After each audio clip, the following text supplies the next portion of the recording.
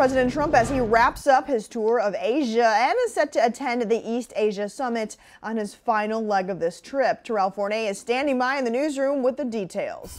Well, the focus of the president's lengthy trip to Asia is supposed to involve talks of trade in North Korea. Things, for the most part, have gone off without a hitch, but the final few days of that trip have been overshadowed by more rumblings of Russia.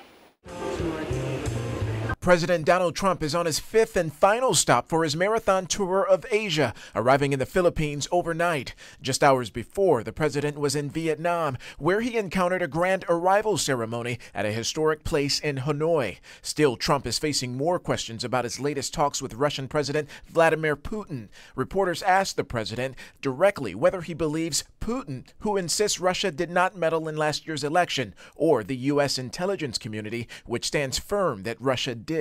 I'm with our agencies. I believe in our intel agencies, our intelligence agencies. Trump then added he wasn't going to argue with Putin in front of cameras over the matter. What he believes is what he believes.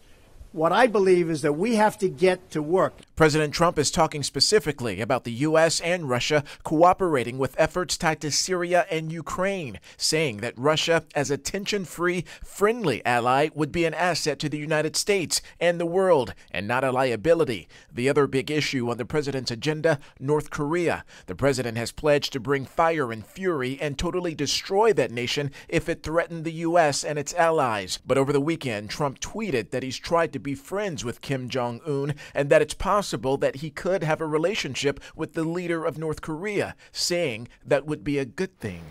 And so far tonight, the president has not elaborated on how that relationship would strengthen. But on Twitter, he did question why Kim Jong-un would insult him by calling him old when he says he never called the dictator short and fat. That's the latest from the newsroom tonight. I'm Terrell Forney, Local 10 News.